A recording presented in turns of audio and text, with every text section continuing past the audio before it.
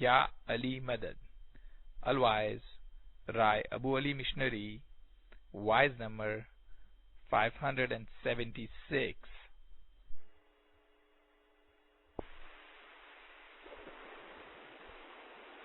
11th of December 1990, Rising Jamaat Khana of Evershine Colony in Karachi, Pakistan.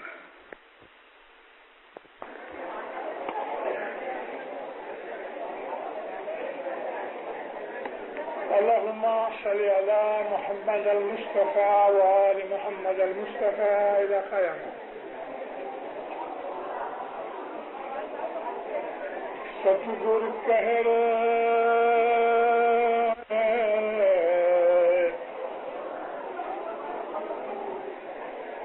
ایمان راکھ شو تو چھوٹ سو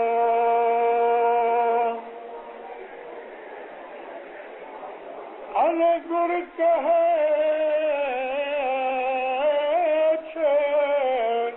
پکار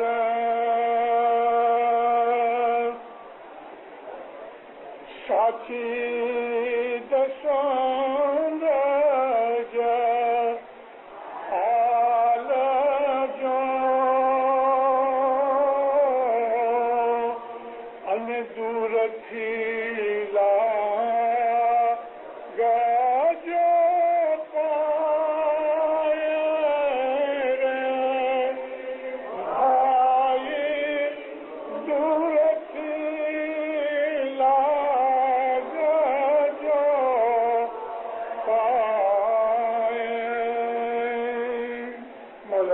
امام تصوّر کرو اللہ کا صلی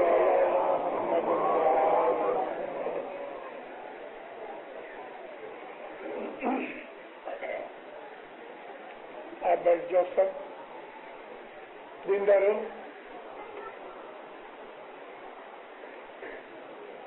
ہم اسماعیلیوں نے 100-200 برس نہیں اور نہ 1400 برس کے جب سے اسلام پیدا ہوا، لاکھوں برسوں سے ہم اسماعیلیوں نے اپنے امام کا دامن پکڑ کے اس کی ہدایت کے اوپر عمل کیا ہے. اب لوگوں کو تعجب ہوگا کہ جو میں نے 1400 برس کا انکار کیا اور لاکھوں برسوں کی بات کی، خدا نے قرآن میں فرمایا ہے کہ ہر نبی کا جو دین تھا وہ اسلام تھا. ہم لوگ عام طور پہ ایسا سمجھتے ہیں کہ محمد رسول اللہ نے اسلام دین کو دنیا میں یعنی کہ انٹروڈیوس کیا، لیکن میں نے کل ہی اپنی آواز میں النور کے اندر کہا کہ رسول اللہ تو اسلام کی آخری قسط لے کے آئے. اسلام آہستہ آہستہ تھوڑا تھوڑا خدا نے تمام نبیوں کی معرفت جو انسانیت بلند ہوتی گئی، جو انسانیت سمجھدار ہوتی گئی، تو خدا تعالیٰ نے اپنے نوے رسولوں کی معرفت شریعت کے اندر فرق کرتے کرتے یا اس کے اندر امتیازیت خصوصیت پیدا کرتے کرتے لوگوں کو، اپنے بندوں کو، اپنے پیدا کی ہوئی مخلوق کو اس نے اسلام سے روشناس کرایا اور محمد رسول اللہ آخری قسط لے کے آئے. اور غدیر کے موقع پہ خدا تعالیٰ کی یہ نعمت جس کو خدا نے دین اسلام کہا ہے وہ پوری ہوئی.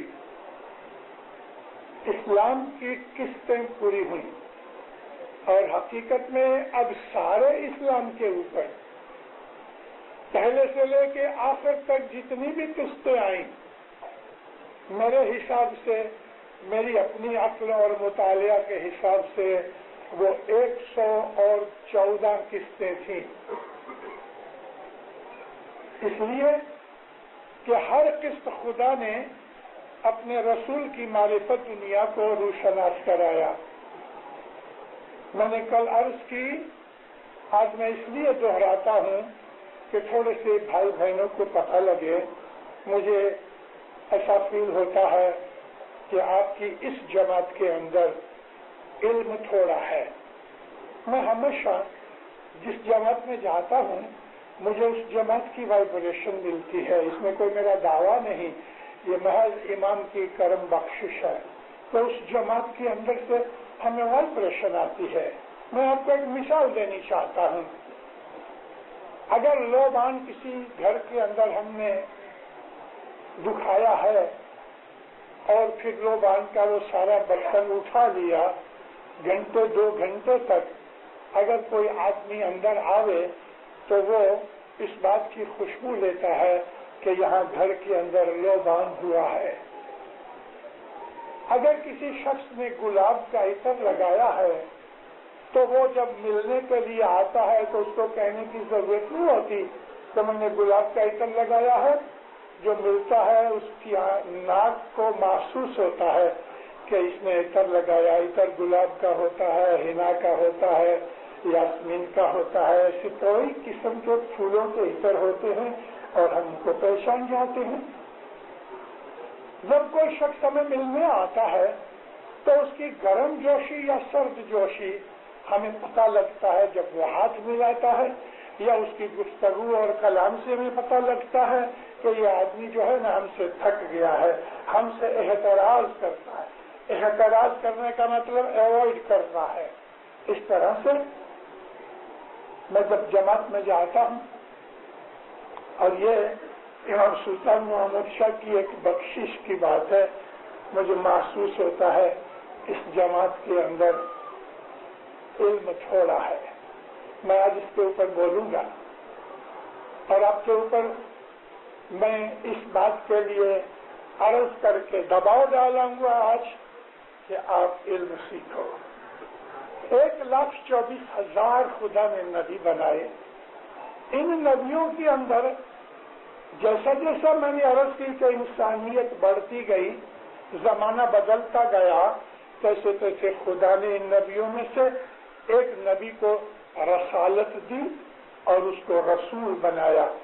نبی اور رسول میں فرق یہ ہوتا ہے کہ رسول جو ہے وہ صاحب شریعت ہوتا ہے اور وہ شریعت کے اندر فرق کرتا ہے، کسی چیز کو رد کر دیتا ہے، کسی چیز کو نیا انٹروڈکشن دیتا ہے. ہر نبی رسول نہیں ہوتا، لیکن جتنے بھی رسول ہیں وہ نبی تو تھے ہی. اور رسول جو ہے وہ صاحب شریعت ہونے کی وجہ سے بعض دفعہ خدا تعالیٰ اس کو ایک صحیفہ بھی دیتا ہے. صحیفے کا مطلب ایک کتاب، چھوٹی ہوئے بڑی ہوئے. اس طرح خدا تعالیٰ نے بہت سے صحائف اتارے. حضرت ابراہیم علیہ السلام کے اوپر بھی خدا نے ایک صحیفہ اتارا، حالانکہ وہ ہمارے پاس نہیں، لیکن قرآن پاک کے اندر ان تمام پچھلی کتابوں اور صحائف کو جمع کر دیا گیا ہے. یعنی قرآن پاک وہ مکمل کتاب ہے کہ الف سے لے کے بے تک، ایک سے لے کے آخری قسطوں تک، تمام قسطوں کو خدا تعالیٰ نے تمام نبیوں کے پیغاموں کو قرآن شریف کے اندر مبسوط کر دیا ہے. اور اب قرآن جو ہے نا وہ آسان کتاب نہیں ہے. حالانکہ خدا تعالیٰ نے کہا ہے کہ میں نے عربوں کی عربی زبان کے اندر آسان ہو جائے اس لیے کہا ہے.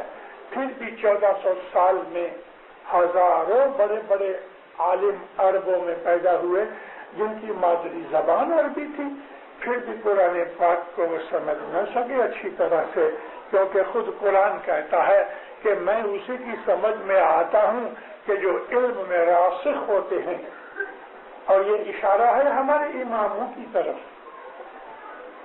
تو میری عرض یہ تھی کہ اللہ تعالیٰ نے اپنے رسولوں کی معرفت جیسا جیسا زمانہ بدلتا گیا تیسے تیسے شریعت بدلتی گئی. اگر ماضی کے اندر خدا کو یہ محسوس ہوا کہ زمانہ ترقی کر رہا ہے اور فرق کی ضرورت ہے، تو رسول اکرم کی وفات کے بعد اگرچہ وحی کا سلسلہ بند ہو گیا، قرآن پاک کا جو میسج تھا پورا ہو گیا، لیکن اس کو سمجھانے والا کہاں؟ آپ میں سے پڑھے لکھے بہت سے لوگ ہیں، یونیورسٹی تک کی ڈگری والے بھی ہیں، مگر ہر اسکول میں، ہر یونیورسٹی میں، ہر کالج کے اندر ایک استاد تو ہوتا ہے۔ مان لو کہ ایک شخص نے بی اے پاس کیا، بیچلر آف آرٹس بنا یا بیچلر آف سائنس ہوا، اور تھوڑے برسوں کے بعد اس کو یوں لگا کہ میں ابھی ایم اے کروں، ماسٹر کروں، تو پھر وہ گھر بیٹھے بیٹھے تو ماسٹر نہیں ہو جائے گا نا۔ حالانکہ وہ خود بی اے ہے، ایک ڈگری لے لی ہے، لیکن اب اگر اس کو فردر جانا ہے تو اس کو بھی استاد کی ضرورت پڑے گی۔ اب مانو کہ ایک ایم اے کیا ہوا پروفیسر ہے، اور وہ پروفیسر کالج کے اندر لڑکوں کو سکھا رہا ہے۔ اب اس پروفیسر کو کہ جو لڑکوں کو سکھا رہا ہے، یہ ضرورت محسوس ہوئی یا دل چاہا کہ میں اب ڈاکٹریٹ کروں، تو دینداروں، اگرچہ یہ لوگوں کا استاد ہے، لیکن اس کو ایک استاد کا شاگرد بننا پڑے گا۔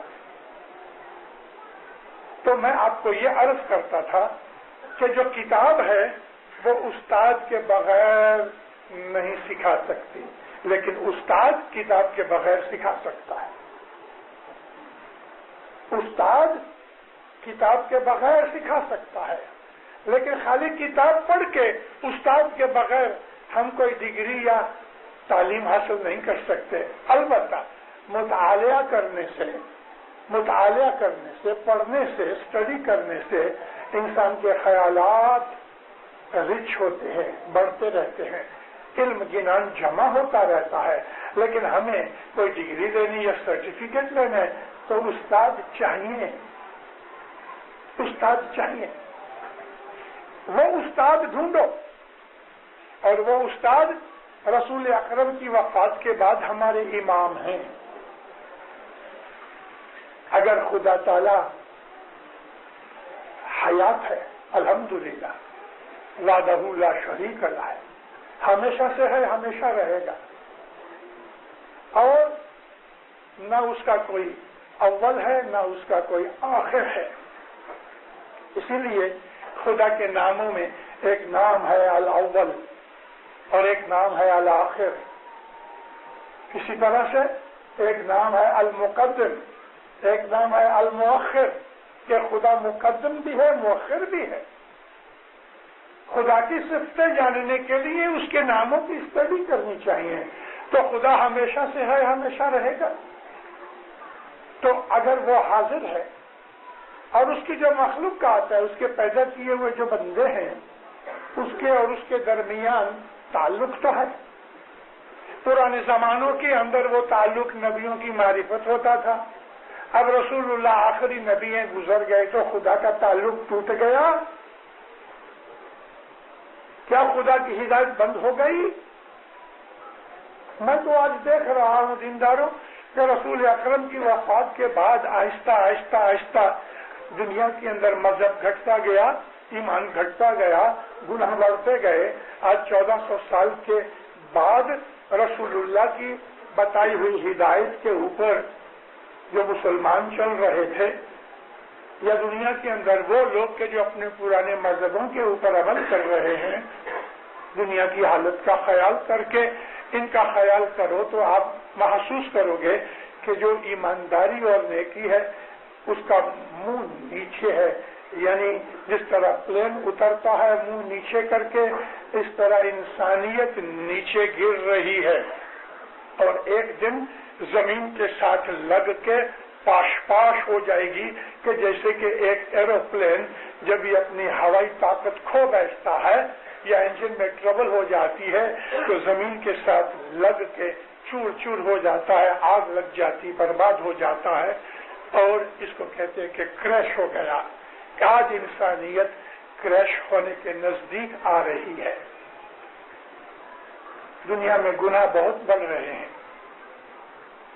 اور یہ بڑھیں گے، بہت بڑھیں گے۔ مولانا حضرت امام تخت نشین ہوئے تو مولا نے بچوں کو فرمایا کہ تمہارے ماں باپ کو زندگی گزارنے کے لیے جتنی تکلیفیں پڑی تھیں اس سے بہت زیادہ تم کو زندگی گزارنے کے اندر تکلیفیں پڑیں گی۔ اسی فرمان کو مد نظر رکھ کے اور میں نے جو گنانوں میں سے سیکھا اور جو میں دنیا کے اندر گھومتا رہا، میں 6 دفعہ راؤنڈ دی ورلڈ پھرا ہوں اور مولا کی رحمت سے 121 ملکوں میں گیا ہوں۔ میں تمام جتنے بھی دنیا کے اسلامی ملک ہیں تقریباً سب میں نے دیکھے ہیں۔ میں نے اور بھی دوسرے ملک دیکھے ہیں اور میں گئے 60 برس سے یہ واچ کرتا آیا ہوں کہ انسانیت گر رہی ہے۔ اب جو امام نے ایسا فرمایا آج سے 30 برس 35 برس پہلے کہ تمہارے ماں باپ کو جتنی تکلیفیں پڑی تھی زندگی گزارنے کے لیے اس سے زیادہ تم کو پڑے گی۔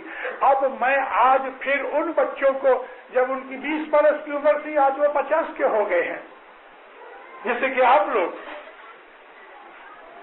تو آج میں مولا کے اس فرمان کو مد نظر رکھ کے کہتا ہوں آج جتنی تکلیفیں آپ کی زندگی میں ہیں آپ کی اولاد کو اس سے زیادہ تکلیفیں بھوگنی پڑیں گی، اور ان کی اولاد کو اس سے زیادہ یہ چیز 125 برس تک بڑھتی جائے گی، 125 برس تک بڑھتی جائے گی۔ میں نے 100 برس نہیں کہے، میں نے 150 بھی نہیں کہے، میں نے 125 برس کہنے ہیں، اس کی بھی کوئی وجہ ہے، وگرنہ میں آپ کو نہیں کہتا، میں اندازن کہہ دیتا 100 برس، لیکن میں نے 125 برس کہے اور اس کے اندر مقصد ہے ہم انسان آج اس دنیا کی چکا چوند کرنے والی جو زندگی ہے، عیش و آرام والی جو زندگی ہے، راحتیں پہنچانے والی، یہاں میرا مطلب دنیاوی راحتیں یا جسمانی راحتیں پہنچانے والی چیزیں آپ کو ادھر اتنا پتہ نہیں لگتا جتنا آپ یورپ امریکہ ویسٹرن کنٹریز میں جا کے دیکھو، اس قدر عیش و آرام ہے، اس قدر دولت ہے، اس قدر کھانا ہے کہ میں کہتا ہوں یا مولا دنیا کا کیا ہوگا۔ امریکہ کی جو آبادی ہے 24 کروڑ کی آبادی ہے، 242 ملین، 24 کروڑ 20 لاکھ آدمی ہیں، اور اس سے 10 گنا کم ادھر ہے کینیڈا کے اندر۔ کینیڈا کے اندر آج 23 یا 25 ملین، لگ بھگ 2.5 کروڑ سے تھوڑا کم، یہ دونوں کو آپ ملا ڈالو تو 26-27 کروڑ نارتھ امریکہ کے اندر، اور تقریباً 20 کروڑ جتنے سارے یورپ کے اندر۔ تو ایسا سمجھ لو 45 سے 50 کروڑ انسان آج دنیا کے اندر تمام دوسرے انسانوں سے بہت اعلیٰ درجے کی زندگی گزار رہے ہیں۔ باقی جتنے بھی تھرڈ ورلڈ کنٹریز ہیں ان کا اور ان لوگوں کا یہ لگ بھگ 45-50 کروڑ آدمی، اور دوسری طرف 550 کروڑ آدمی، 1/10 ہوئے۔ 50 کروڑ آدمی ٹاپ گریڈ کی زندگی گزار رہے ہیں، اور ان سے 9 گنا زیادہ 500 اور 50 کروڑ لوگ ایسی خراب اور ریچڈ حالت میں ہیں کہ کھانا نصیب نہیں ہوتا۔ کبھی کبھی ٹی وی کے اوپر تھرڈ ورلڈ کنٹریز کے پروگرام آتے ہیں ایتھیوپیا کے یا سودان کے، تو آنکھوں میں پانی آ جاتا ہے۔ تو بعض لوگ کبھی خیال کرتے ہیں کہ خدا تو بڑا ظالم ہے، کئی لوگ ایسی حالتیں دیکھ کے بے ایمان ہو گئے ہیں۔ ٹی وی کے اوپر انسانی کنڈیشن ایسی کہ ادھر لوگوں کے گھروں میں جو کتے ہیں ان کتوں کے لیے گدھیلے ہیں، उन कुत्तों के लिए आदमी आते हैं उनकी नर्सिंग करने के लिए, नहलाने के लिए, कंघी करने के लिए, और आला आला दर्जे की टिन मिलती है, फूड मिलती है कुत्तों को खाने के लिए। घरों में बिल्लियां पाली हुई हैं तो एक एक बिल्ली के ऊपर $100-150 महीने का खर्च करते हैं। और सूडान और इथियोपिया वगैरह और हिंदुस्तान के बाज़ इलाकों के अंदर इंसान कुत्ते और बिल्ली से भी कम हो गया। बड़े बड़े फूले हुए पेट, हड्डियां दिखती हैं सीने की, और लकड़ी की तरह उनकी टांगे और उनके हाथ हैं। ऐसे बच्चे कि उनको देख के इंसान के दिल में दहशत पैदा हो जाए। मैं ये पूछता हूँ, जैसे कि लोग समझते हैं कि क्या सचमुच ये खुदा ने किया है कि उनको भूख नसीब और उधर उनके पास इतना खाना? आप किसी भी रेस्टोरेंट में चले जाओ, अमेरिका कनाडा के अंदर, यूरोप में, किसी भी रेस्टोरेंट में, खासतौर पे अमेरिका और कनाडा के यूरोप में, एक आदमी खाना मंगाता है, वो इतना खाना देते हैं कि इस एक खाने में 3 आदमी खा सकें, लेकिन अकेले आदमी को मिलता है, वो खा नहीं सकता, फिर वो फेंक देते हैं। सिर्फ झूठा खाना अगर अमेरिका और कनाडा के इन 27 करोड़ आदमियों का झूठा खाना अगर इकट्ठा किया जाए तो सारी अफ्रीका उसमें पल सकती है। खाली सूडान और इथियोपिया में सारी कंप्लीट ब्लैक अफ्रीका जो है, जहां भूख मरे हैं, वो लोग महज ये झूठा फेंका हुआ खाना खाने पे वो लोग बच सकते हैं। इतना खाना बेकार जाता है, इतनी दौलत है, इतने कपड़े हैं, वहां 1 या 2 दफा सूट पहना, दे दिया गरीबों को। उधर गरीबों की एजेंसियां बहुत है, ईसाई एजेंसियां हैं, इनको 1-2 दफा पहन के दे देते हैं, फिर वो लोग इसके बंडल बना के फ्यूमिगेट करके थर्ड वर्ल्ड कंट्री के अंदर सेकेंड हैंड क्लॉथ की आज कितनी मार्केट है, सारी दुनिया में चलती है। मुझे मालूम नहीं कि आपके इधर भी आते होंगे कि नहीं, लेकिन आज अफ्रीका के अंदर ये बहुत बड़ा व्यापार है। ये सब बातें मैंने क्यों कही? हमको थोड़ी होश आवे इसलिए। एक तरफ इतना खुदा ने मालो दौलत दिया है और दूसरी तरफ ये भूख मरा। फिर मैं सोचता हूं, अला ऐसा क्यों? ऐसा क्यों? अरबों के पास बेहिसाब पैसा है, अरबों के मुल्क में भूखे लोग नहीं मरते, लेकिन हालत क्या है? गंदे हैं, बास आती, बू आती है, मालूम नहीं कभी नहाते कभी नहीं नहाते, और फिर बदियों में पड़े हुए हैं। और वहां इतनी साफ सफाई भी है। देखो जिंदारो, खुदा जो है ना, वो आदिल भी है, रहीम भी है। आदिल भी है, जब वो अदल करता है तो फिर रहमत नहीं करता, क्योंकि अगर रहमत बीच में आ गई तो अदल कहाँ रहा? वो रहमत को हटा के फिर अदल करता है, और वो तब रहमत को हटाता है जब खुदा ने देख लिया कि अब कोई रास्ता नहीं, अब इनको पीछना चाहिए, तो खुदा ताला फिर अदल करता है। दुनिया में किसी भी हिस्से के अंदर अगर भूचाल आ जाए, अर्थक्वेक आ जाए, बीमारी फूट निकले और किसी वजह से लोगों में तंगी आ जाए, तो यही यूरोप और अमेरिका की गवर्नमेंटें सबसे पहले मुफ्त खाना भेजेंगी, डॉक्टर भेजेंगे, दवाएं भेजेंगे, नर्सें जाएंगी, कपड़े देंगे, ब्लैंकेट देंगे, बेहिसाब उनको खाना, उधर से इनकी खैरात आती है। और थर्ड वर्ल्ड कंट्रीज के अंदर, जैसे कि अफ्रीका और दूसरे इलाकों के अंदर, वो जो मुफ्त गोरियां पाउडर की आती हैं, दूध के पाउडर की, ये बड़े बड़े लोग उनको मुफ्त नहीं देते, वो बेच डालती हैं। उन्होंने भेजा है इसलिए कि सबको बांटना मुफ्त, मगर उस कंट्री के जो बड़े लोग होते हैं वो उनके पैसे बनाते हैं, वो मुफ्त बेचते हैं, उनकी ये खैरात होती है। और खैरात بڑی قابل چیز ہے، خیرات بڑی طاقت والی چیز ہے۔ اب یہ سمجھنے کے لیے کہ خدا کیوں ایک جگہ عدل کرتا ہے، دوسری جگہ رحم کرتا ہے، اور کن وجہوں سے خدا تعالیٰ ان کو بچاتا رہتا ہے۔ موسیٰ علیہ السلام اللہ کو عرض کرتے ہیں، باری تعالیٰ یہ فرعون جو خدائی کا دعویٰ کرتا ہے، مومنوں کو تنگ کرتا ہے، ظالم ہے، اس کا خاتمہ کیوں نہیں ہوتا؟ خدا نے کہا اے موسیٰ اس کی وجہ ہے، لیکن یا باری تعالیٰ میری عرض یہ ہے کہ تو اس کو ختم کر دے۔ اچھا موسیٰ تو میرا نبی ہے، تو جو کہتا ہے تو میں ختم کر دوں، 2 برس میں ختم کر دوں گا۔ 2 برس ہو گئے، اور وہ تو فرعون تو ایسا ہی کا ایسا تھا۔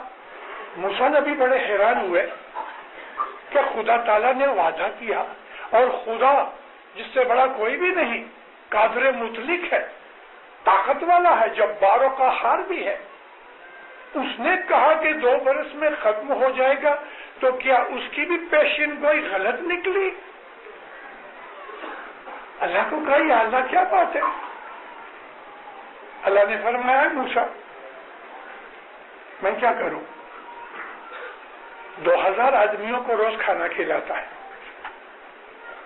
فرعون، اس نے لنگر لگایا ہے، 2000 آدمی روز کھانا کھاتے ہیں، کہ وہ لوگ ہیں کہ جن کے پاس کھانا خریدنے کے لیے کچھ نہیں، یہ ان لوگوں کو کھانا کھلاتا ہے، اور پھر وہ میرے پاس دعائیں مانگتے ہیں۔ ان 2000 میں کچھ ایسے بھی ہیں کہ جن کی دعائیں میں رد نہیں کر سکتا، کیوں کہ وہ میرے بہت قریب ہیں۔ اب میں کیا کروں؟ تو یا خدایا تو پھر یہ نہیں مرے گا۔ فرمایا تو ایک کام کر، اس کا جو کچن ہے، اس کا باورچی خانہ جو ہے وہ بند کرا، یہ 2000 آدمیوں کو کھانا بند کر دے گے تو میں اس کو ختم کر دوں گا۔ موسیٰ نبی سوچتے رہے، اپنے کچھ چند اصحابوں کو جمع کر کے ایسا کہا، انہوں نے کچھ ایسے لوگ پیدا کیے، ان کے اندر کچھ ایسا رخنہ ڈالا، میں وہ ڈیٹیل میں نہیں جاتا، مگر ہوا یہ کہ 10-12 مہینوں کے اندر باورچی خانہ سچ مچ بند ہو گیا، اور جو ہی باورچی خانہ بند ہوا اس کے 6 مہینے کے اندر ایسے واقعات بنے کہ فرعون نیل ندی میں غرق ہو گیا، سب مٹ گیا۔ یعنی کہ جو خیرات ہے وہ انسان کو بہت بچاتی ہے۔ 1938 میں ہماری اپنی جماعت کے اندر بمبئی میں اپریل کا مہینہ 1938 ہماری قوم کے اندر ایک بہت بڑے پیسے والے شخص تھے، حبیب اسماعیل کسارے والا۔ یہ حبیب اسماعیل حبیب بینک والے اوریجنلی یہ اسماعیلی تھے، جماعت خانے کے اندر آئے، ان کی فیملی میں کوئی شادی تھی، ابھی انہوں نے کچھ پریویسلی کچھ شادی کی ہوئی تھی اپنے بچوں کی، تو ہماری مذہب کا یہ قانون ہے کہ جب یہ دہیج وغیرہ جہیز ہوئے اس میں سے سار لی جاتی ہے، اور یہ ہمارے مذہب کا حق ہے۔ اتنے مالدار ہونے پر بھی انہوں نے وہ سار نہیں دی تھی۔ جماعت میں اس بات کی لکھی ہوئی ریکارڈ تھا، جب ہی وہ شادی کروانے یعنی ڈیٹ نکی کرنے کے لیے طے کرنے کے لیے گئے، تو ادھر جو آفس میں آدمی بیٹھا تھا اپنے دفتر خانے میں، اس نے کہا کہ دیکھو آپ نے پہلے فلانے وقت اتنی سار آپ کے اوپر قرضہ باقی ہے، بہت مالدار آدمی، اس کو بہت برا محسوس ہوا۔ انہوں نے بولا اچھا ہم بھیج دیں گے، وہ کہا نہیں پہلے یہ پیسے رکھو پھر شادی ہوگی۔ ان کو غصہ آ گیا، مالدار تھے، کبھی کبھی ہمارے بڑے لوگ غلطی کرتے ہیں اور ان کی غلطی کی وجہ سے کئی لوگ بے ایمان ہو جاتے ہیں۔ 1 یا 2 آدمی کے کڑوے لفظوں سے ایک فیملی بے ایمان ہو گئی۔ یہ لوگ ادھر سے اٹھ کے 25 قدم گئے ہوں گے، تالا گلی کے اندر اسناشریوں کی مسجد ہے، وہاں چلے گئے اور اسناشری بننے کا دستخط بھی کر دیے، شادی کا انتظام بھی ہو گیا۔ اسناشری تو بہت راضی ہوئے، حبیب کنسارے والے اسناشری بن گئے، ساری بمبئی میں ہو گیا، مگر ان کی عورتیں روتی تھی، ان کی مائیں روتی تھی، ان کی گھر والیاں روتی تھی، ان کی بہنیں بیٹیاں روتی تھی۔ عورتوں میں عموماً مردوں سے ایمان زیادہ ہوتا ہے۔ خدا تعالیٰ نے عورت کی فطرت کے اندر اپنی محبت کا سیمپل رکھا ہے، اور وہ سیمپل ہے ماں کا پیار۔ عورت میں بہت خوبیاں ہیں جو مردوں میں نہیں ہیں،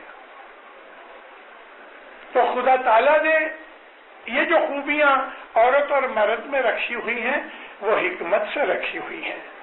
اگر ہم مذہب پرست ہو کے خدا کی ان بخششوں کو کہ جو عورتوں میں ہیں اور ان بخششوں جو مردوں کے اندر ہے، اگر خدا کی عبادت کر کے اور اس کے حکم کے اوپر عمل کر کے رہیں، خدا کی قسم گھر جنت بن جائے، جنت۔ عورتوں نے جماعت کے اندر آ کے کہا کہ آپ کسی مشنری کو بھیجو، ہمارے ان لوگوں کو سمجھایا جائے، اور آخر دو طے ہوئے، ایک مشنری یوسف ورتے جی اور ایک کا نام کیا کہوں ابو علی کہتے ہیں اس کو، ان دو کو بھیجا گیا۔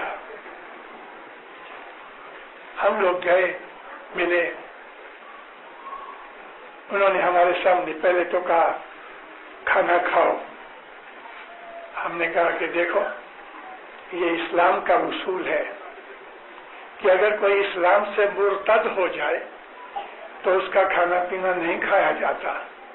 تو کہنے لگے ہم نے اسلام سے کہاں نکلنا؟ ٹھیک ہے اسلام سے نہیں نکلے لیکن اسماعیلی مذہب سے نکل گئے تو ہم اسماعیلی ہیں، ہم آپ کے گھر کا کھائیں گے کہ جب آپ واپس آ جاؤ۔ ہم لگاتار 3-4 دن ادھر گئے، ان سے کافی بحث کی، بات اب آ گئی ضد کی اور اپنے جس کو ہم کہتے ہیں بڑائی کی، غیرت کی۔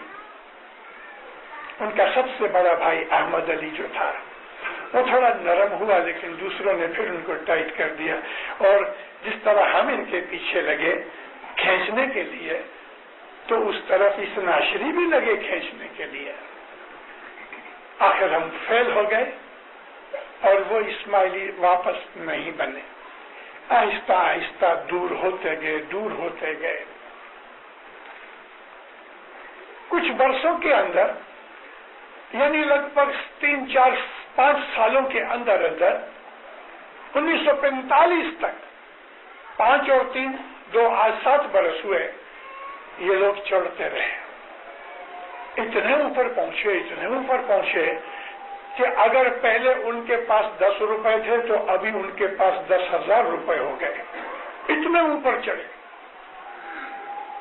ایک دفعہ ایک شخص کی مہمانی میں کہ جو شخص ظاہر بھانے بھی مولانا امام سلطان محمد شاہ کے ساتھ دوستی کا دعویٰ رکھتا تھا، اور امام بھی بہت چھوٹ سے اس کے ساتھ بات کیا کرتے تھے۔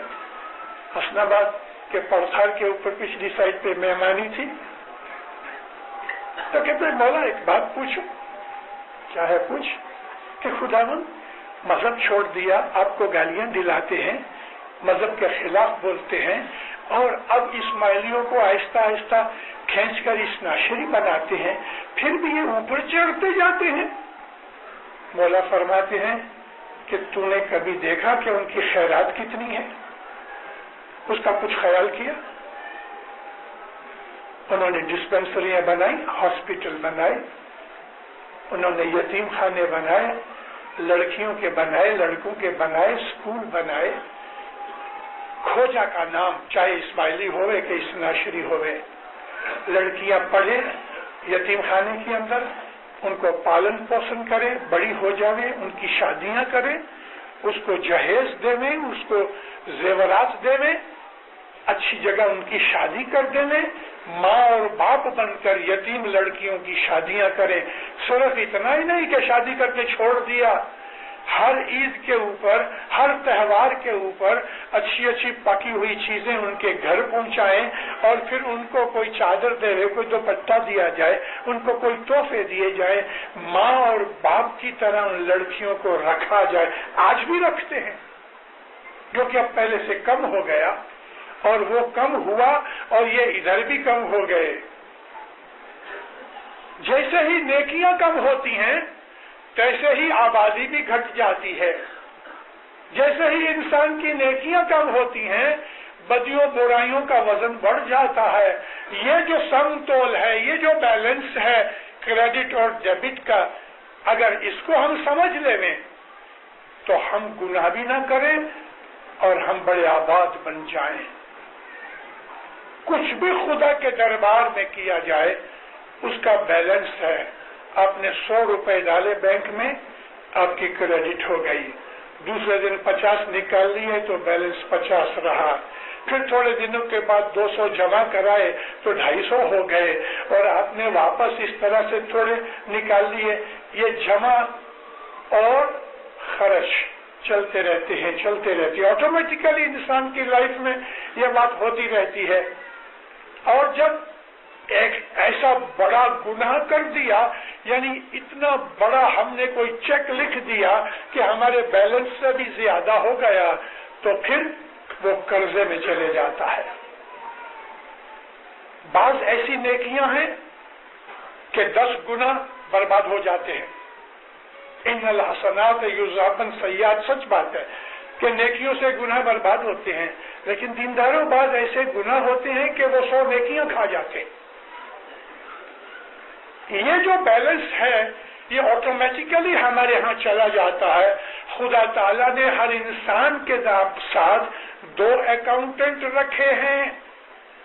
आपने कभी अपना चौपड़ा देखा, अपनी किताब, अपना बैंक बैलेंस देखा, और आपने कभी अपने इन 2 अकाउंटेंट्स की मुलाकात की?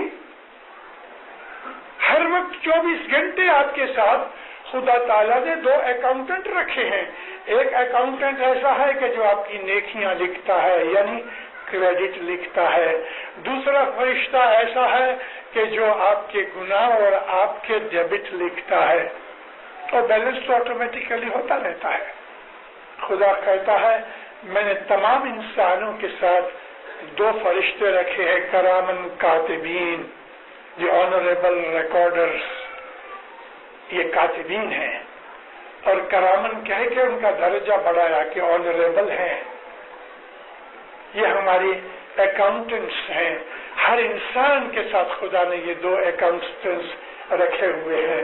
और जब हम तैयार हो जाएंगे दुनिया से, मुनकर और नकीर आएंगे तो ये सारा अकाउंट पेश कर देंगे मुनकर नकीर को, और वो अपने ऑफिसर के पास जाके ये रख देगा कि साहब ये आदमी जो आया है ना, इसके ऊपर 2 लाख रुपए का कर्जा है। और फिर वो उस कर्जे के भरपाई के लिए क्या कहेगा? पैसे तो नहीं है। कर्जे की भरपाई के लिए कहेगा अच्छा कि तुम इधर हल जोतो या भट्टी के अंदर कोल से झोंको, कुछ ऐसा सख्त काम देगा कि पसीना निकलेगा और रोएंगे। मगर हमारे बाद मरने के अगर माता पिता ने या बाल बच्चों ने, रिश्तेदारों ने हमें थोड़े थोड़े पैसे भेजे, चेक भेजे, तो हमारा वो कर्जा घटता जाता है और सजा घटती जाती है। ये चेक क्या है? ये रूहानी मजलिस है। किसी ने मेहमानी लिखाई, किसी ने दुआ लिखाई, किसी ने सलवात की तस्बीह पढ़ी, किसी ने कुछ और खैरात की, उसके दान की, और फिर मुखी कामड़िया सब मिलके, सारी जमात मिलके कहती है या अल्लाह ये मरने वाले के ऊपर तू रहम कर। तो खुदा तो जमात की बात बहुत सुनता है। कैसी सुनता है? न सुनने वाली भी बात सुन लेता है। ज़ंज़िबार के अंदर एक कर्नल विल्सन था, ब्रिटिश एजेंट था, क्योंकि वहां एक शेख का रूलिंग थी, यानी राज था। ज़ंज़िबार का जो सुल्तान था वो असल में मस्कत का था। ब्रिटिश एजेंट कर्नल विल्सन इस्माइलियों का बहुत दोस्त था और जब भी इस्माइलियों को कोई चीज की जरूरत पड़ती थी तो वो आउट ऑफ वे जाके भी इस्माइलियों की बहुत मदद करता था। उसने एक दफा खुदकुशी की, मैं किसी जगह जिक्र कर चुका हूँ लेकिन मौका महल फिर आ गया। खुदकुशी की, 3-4 दिन तक उसकी लाश पड़ी रही, आखिर उसको दफन किया, लंदन ले गए थे उसको। जब पता लगा कि कर्नल विल्सन मर गया और उसने जमात की बड़ी खिदमत की थी, तब असल मुखी साहब जरा जज्बाती हो गए और मुखी साहब ने जमात के अंदर उसकी रूह के लिए, बख्शानी के लिए दुआ मांगी और कहा, या मौला तू उसको बहिश्त जन्नत नसीब कर। 4-5 बरस के बाद इमाम मौलाना सुल्तान मोहम्मद शाह ज़ंज़िबार में आए।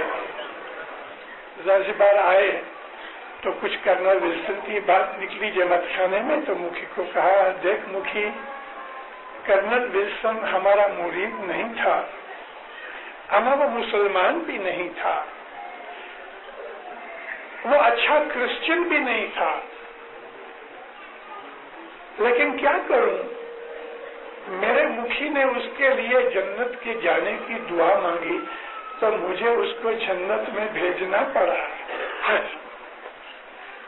खैर कौम का आदमी, वो अपने मजहब में भी पूरा नहीं था।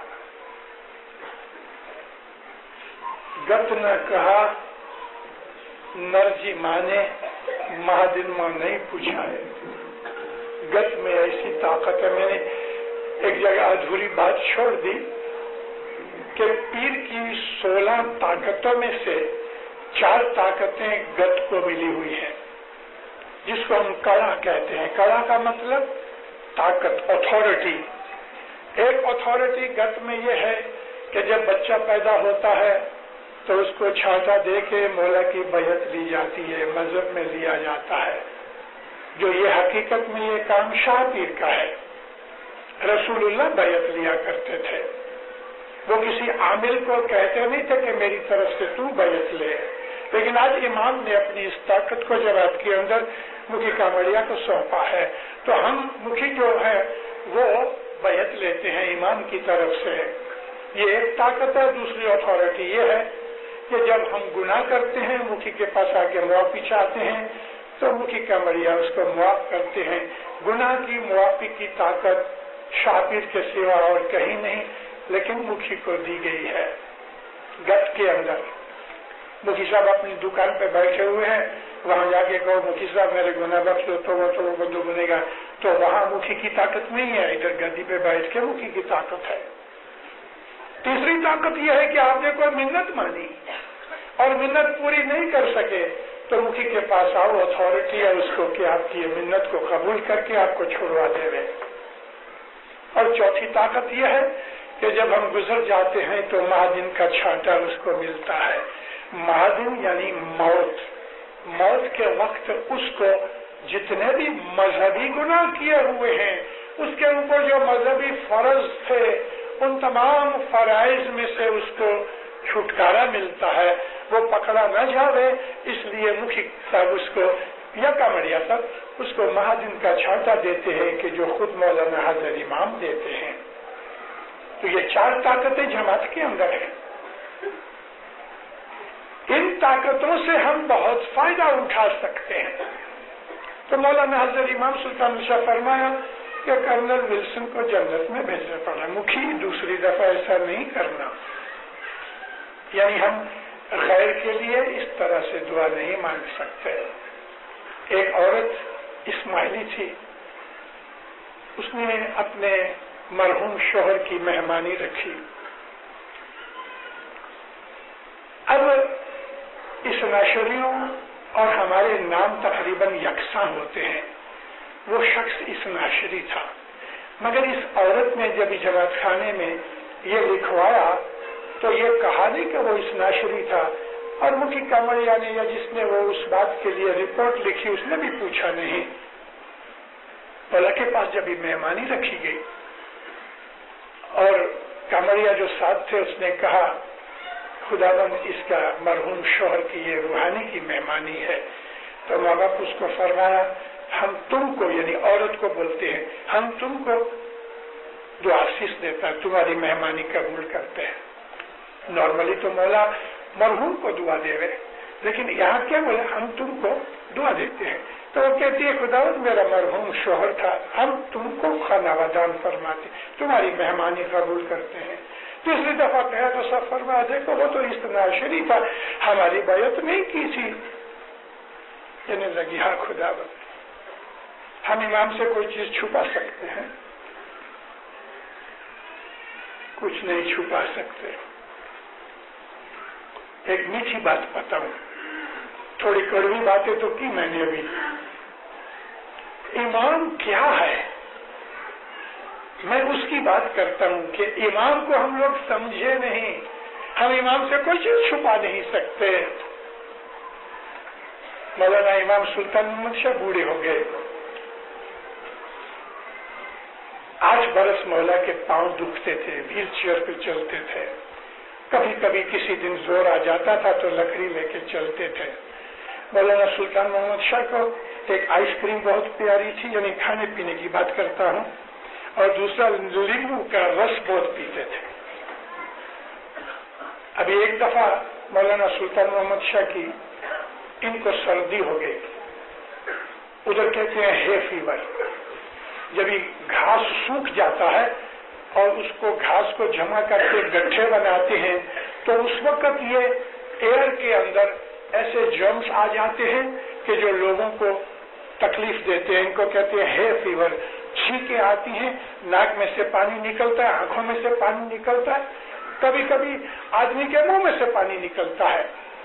ایسی خراب حالت میں مولانا سلطان محمد شاہ لیمو کا رس پیا کرے اور ماتا سلامت محبوبی بات وہ میٹھا جھگڑا کرے, ابھی تیرے کو سردی ہوئی ہے یہ ٹھنڈا کر اور پھر برف ڈال کے پیا. روز جھگڑا ہو گئے.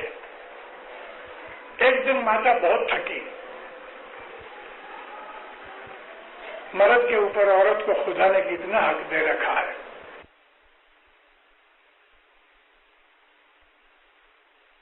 خدا نے کتنا حق دے رکھا ہے.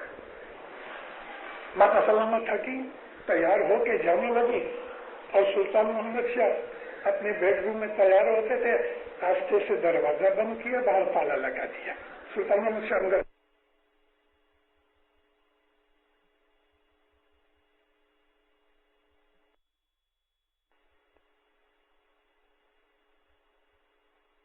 دے رکھا ہے.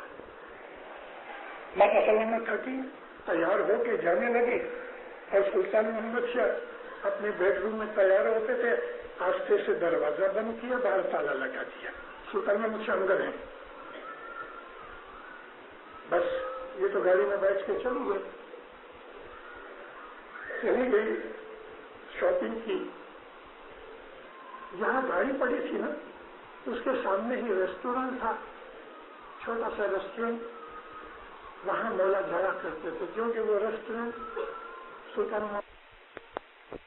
ہو گئی تھی سیکرٹری کے, اس نے بنایا تھا اور مولا نے اس کو 1,00,000 کے 1.5 فرانک دیا تھا یہ ریسٹورینٹ شروع کرنے کے لیے.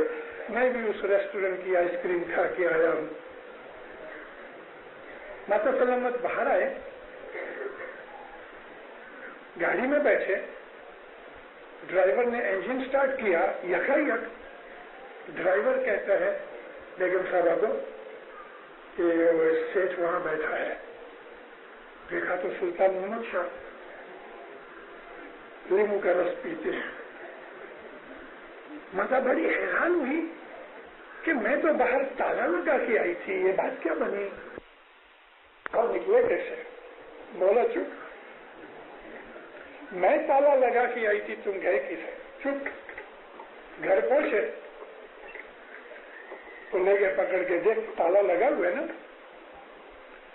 تالا تو لگا ہے لیکن تم آئے کس طرح سے, کیونکہ پچھلی باری جو ہے وہ بہت اونچی ہے اور ایسی حالت میں کہ پاؤں دکھ.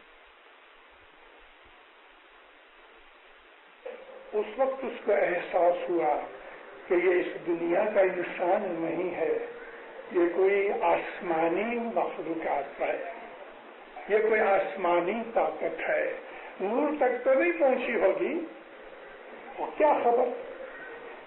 کہنے کا میرا مطلب یہ ہے کہ جو مولا ہے نا وہ ہر جگہ موجود ہے، کافر کا بھی ہے مومن کا بھی ہے، کافر کو بھی رزق دیتا ہے مومن کو بھی دیتا ہے، کسی کو سکھ سے دیتا ہے کسی کو دکھ سے دیتا ہے۔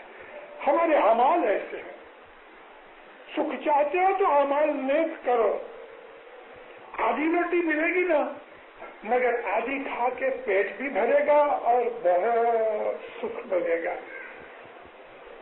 بات سنی مذہب ہے، ہم طریقت میں ہیں، ہم شریعت سے بالا تر ہیں، اپنے مولا کی ہدایت پہ رہو۔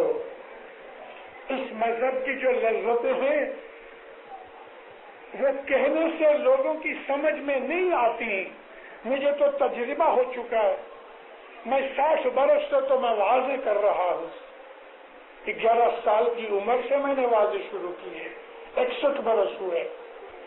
اس لیے دینداروں آہستہ آہستہ آہستہ آہستہ جو تجربات ہوتے گئے، جو ایمان کی بخششیں ہوتی گئیں، اور اس مذہب کی اسٹڈی کرنے سے میں نے جو پایا ہے وہ کہہ نہیں سکتا۔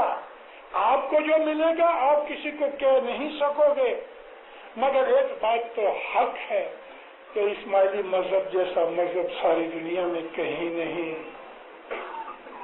کہیں نہیں۔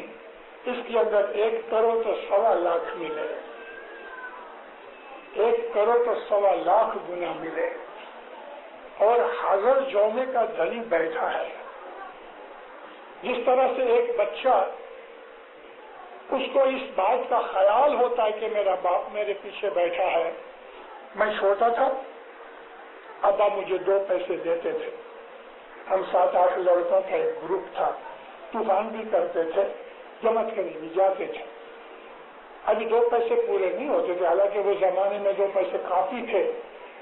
1 پیسے کی 3 پائیاں تھیں، 1 پائی کا 1 یا 2 بسکٹ ملے، 1 پائی کی آئس کریم ملے جو وہ ملائی کاٹ کے دیتے تھے، کافی تھے لیکن پورے نہیں ہوتے تھے۔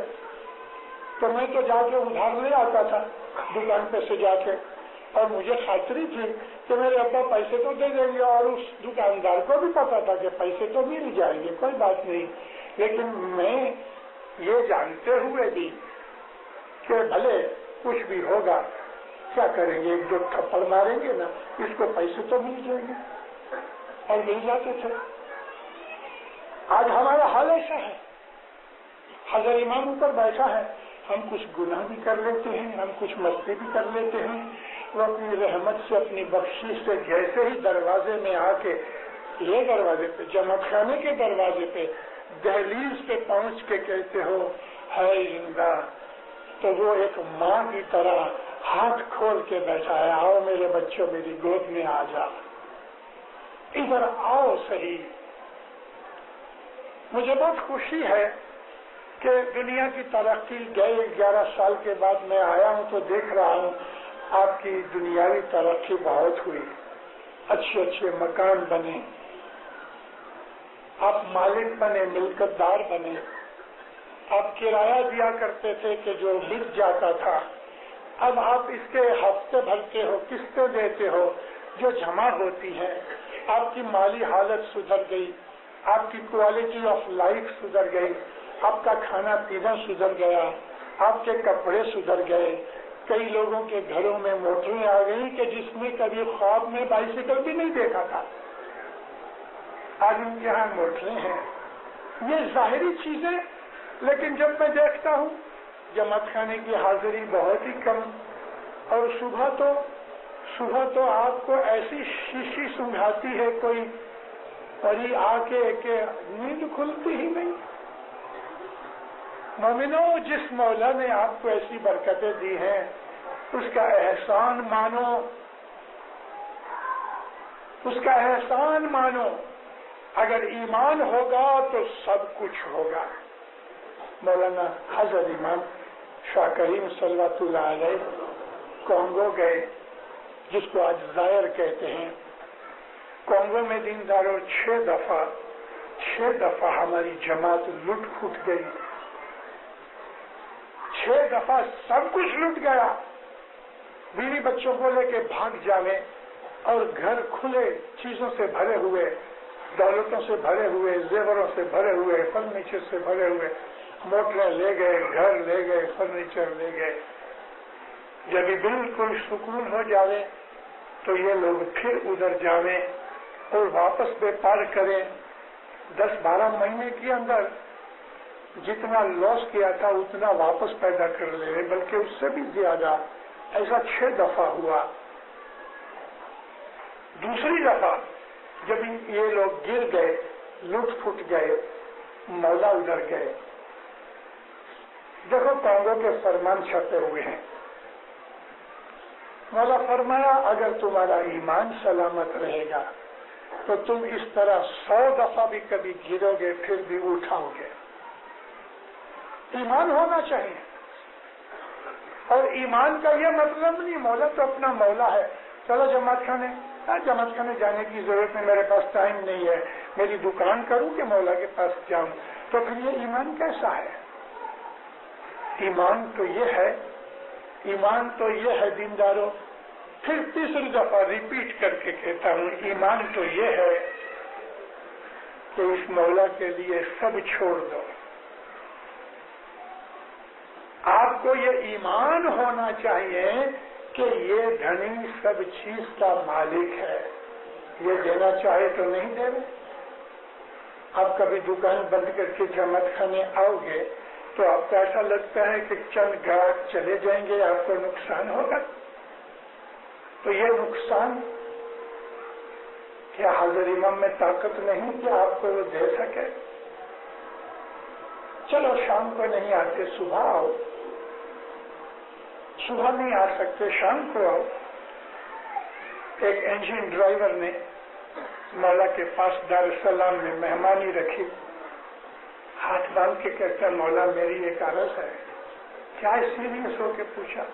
کہتا خداوند میرا دل جلتا ہے۔ سیریس ہو گئے؟ کیا بات ہے؟ What's the problem? کہتا مولا میں انجن ڈرائیور ہوں۔ اچھا، 15 دن میری ڈیوٹی رات کی ہوتی ہے، 15 دن کی ہوتی ہے، نہ میں شام کو جماعت خانے پہنچ سکتا ہوں نہ میں صبح پہنچ سکتا ہوں، دن یعنی رات کی ڈیوٹی جب ہوتی ہے۔ بولا میرا دل بہت جلتا ہے، تو دعا کر کہ میری ایسی ڈیوٹی لگے کہ میں جماعت خانے جا سکوں۔ ماما بہت ہنسی اور مولا کو بہت مزہ آیا۔ فرمایا دیکھ تو جب اپنی ڈیوٹی پہ ہو گئے تو مجھے یاد کر لیا کر۔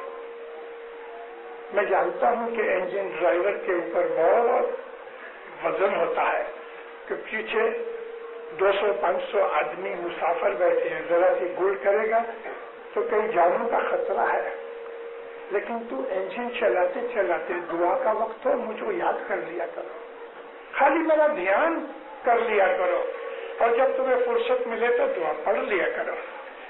پھر صاحب کہتے ہیں روز دعا مانگو، صاحب کہتے ہیں روز دعا مانگو کہ یا مولا مجھے ایسا کام دے کہ میں صبح شام جماعت خانے جا سکوں۔ ماں باپ اس کو سکھاتے ہیں، دعا سیکھ ملی اور اس نے شروع کر دیا۔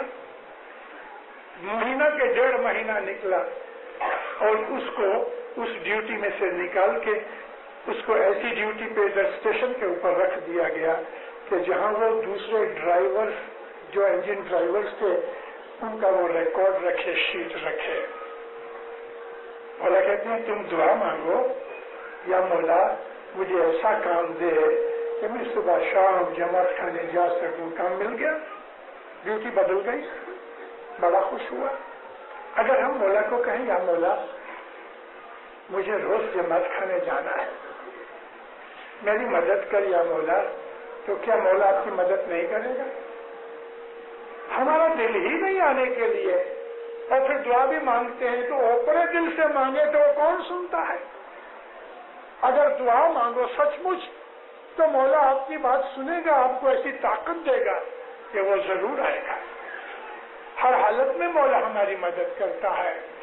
اس مولا کی شکر گزاری کے اندر میں بہت دفعہ کہا کرتا ہوں اور میرا منہ تھکتا نہیں ہے یہ کہتے ہوئے کہ ہمارے چمڑا اتار کے مولا اس کے بوٹ پہنے نا، خدا کی قسم ہم اس کا احسان نہیں چکا سکتے. ہم اسماعیلیوں نے حضرت امام کو ابھی تک سمجھا ہی نہیں ہے، آگے پیچھے پھرتے ہیں. عبادت کرو، نیک بنو، اور مالدار بننے کی تمنا نہ کرو. اس کو جب مالدار بنانا ہے تو اس کی آنکھ صرف اوپر سے نیچے آئے اتنا وقت لگے گا. مالدار بننے کی تمنا نہ کرو، یہ تمنا کرو کہ ایمان سلامت رہے، کسی کا محتاج نہ بنے. آپ کو اتنا مولا دے کہ آپ کھا نہ سکو، اور وہ کبھی محتاج نہیں ہونے دے گا آپ کو. مگر اس کے گھر پہ آؤ، اس کے گھر پہ آؤ، اس کو سلام کرو، شکر گزاری کرو. غیروں سے ہماری جماعت، اگر آپ اس کا پرسنٹیج نکالو، ریشو نکالو، دینداروں ساری دنیا کی جتنی بھی انسانیت ہے ان سب میں سے ہماری جماعت بہترین حالت میں ہے، دنیاوی طور پہ بھی. اور جب بھی کوئی تکلیف مصیبت ہوتی ہے تو وہ مولا بیٹھے بیٹھے کیا کر دیتا ہے. یہ ابھی ادھر حالات خراب ہو گئے کویت کے، تو ادھر سے ایک آدمی نکلا ہوا میرے رشتے داروں میں ہے، مجھے کہتا تھا کہ مولا نے انتظام کیا اسماعیلیوں کے لیے. ان کو بسوں میں بٹھا کے وایا ٹرکی باہر نکالا گیا، اور جیسے ہی ترکی کے بارڈر کے اوپر پہنچے تو اعلان کیا گیا کہ جو اسماعیلی لوگ ہیں وہ اس طرف آ جاؤ. تو سب لوگ بیچارے منہ دیکھتے رہ گئے، اور اسماعیلی نکل کے ایک سائڈ پہ ہو گئے. ان کو 4 اور 5 سٹار کے ہوٹلوں میں رکھا گیا، اعلیٰ درجے کا کھانا کھلایا گیا. کچھ بیمار تھے تو فوراً ڈاکٹر اور نرسنگ آ گئی، ان کا علاج بھی ہو گیا، اور ایروپلین میں بٹھا کے اس کو لے کے آئے مولا. کس نے کیا؟ ان لوگوں کو تو پتا بھی نہیں تھا کہ یہ سب انتظام کس نے کیا. حضرت امام کی ایک ایئر لائن ہے خود کی، جو سارڈینیا سے نیپلز اور روم تک چلتی ہے. اس ایئر لائن کا نام ہے علی ساردا. ادھر سے صاحب نے اپنے پلین بھیج کے اپنے بچوں کو کویت والوں کو نکال دیا. کون سا گرو مرشد ہے دنیا کے اندر؟ کون سا ہے؟ کوئی ایسا کہ جس نے اپنے بچوں کے لیے ایسا انتظام کیا ہو؟ حضرت امام کی ظاہر رحمتیں بھی، دنیاوی بھی اس کی مہربانیاں ہمارے اوپر اتنی ہیں کہ ہم منہ میں سے کچھ بول بھی نہیں سکتے. شکر گزار بنو اس کے. اس حضرت امام کے بہت شکرانہ ادا کرو. اس نے اپنے مریدوں کے لیے وہ کام کیے ہیں کہ بعض ایسے کام ہیں کہ ہم باہر پبلک میں بول بھی نہیں سکتے، مگر اس کی رحمت ہے. آپ اپنی ہی حالت کو دیکھ لو کہ مولا نے کس طرح گئے 15-20 برس کے اندر پاکستان بننے سے پہلے ہماری حالت کیا تھی، اور آج پاکستان بن گیا اس کو 33 برس ہوئے، 43 برس ہوئے. دیکھ لو بچوں کے چہروں پہ رونق ہے، علم بڑھ گیا، تعلیم بڑھ گئی، تندرستی بڑھ گئی، کھانا پینا بڑھ گیا، کپڑا بڑھ گیا، شان و شوکت بڑھ گئی. ہم بڑھ رہے ہیں اور انشاءاللہ بڑھیں گے، انشاءاللہ بڑھیں گے. پاکستان کی جماعت کے اوپر مولا کی بڑی میٹھی نظر ہے. پاکستان بہت مالدار بنے گا، بہت طاقت والا بنے گا، بہت آگے بڑھے گا. آج آپ نہیں سوچ سکتے کہ 20 برس کے بعد پاکستان کیسا ہوگا.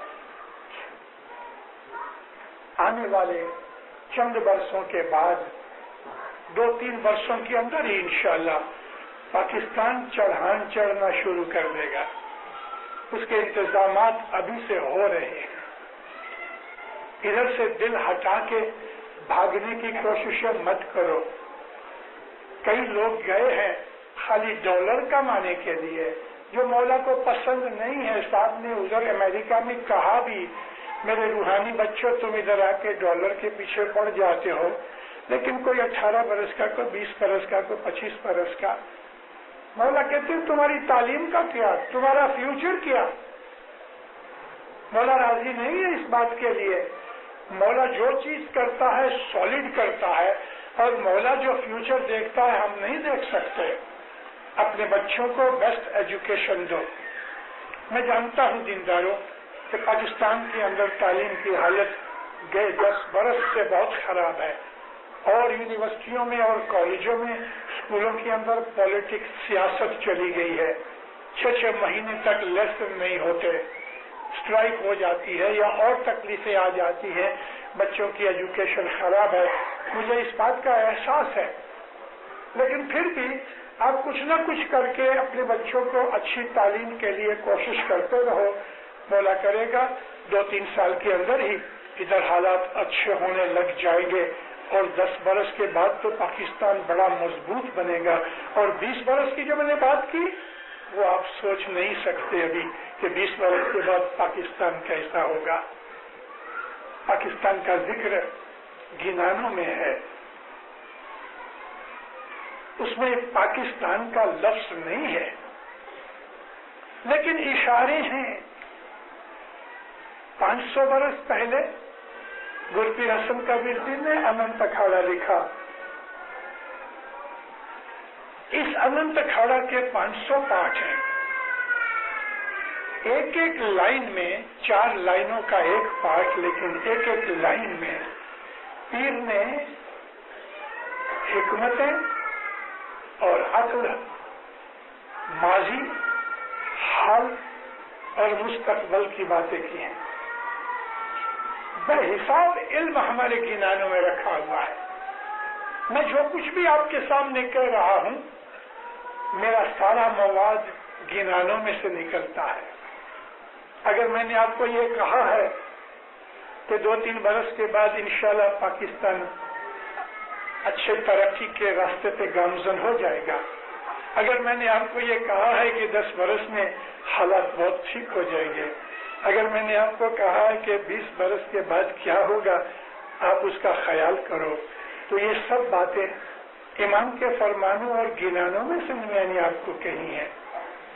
ایک آدمی 100 مائل کے اوپر حیدرآباد ہے، اچھی فرسٹ کلاس مرسیڈیز جیسی گاڑی ہے،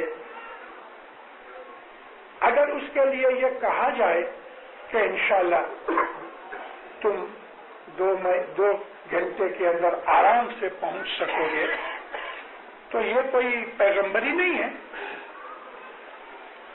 2-2.25 گھنٹے کے اندر مرسیڈیز جیسی گاڑی آرام سے پہنچے گی، اس کو بہت گڑبڑ کرنے کی ضرورت بھی نہیں۔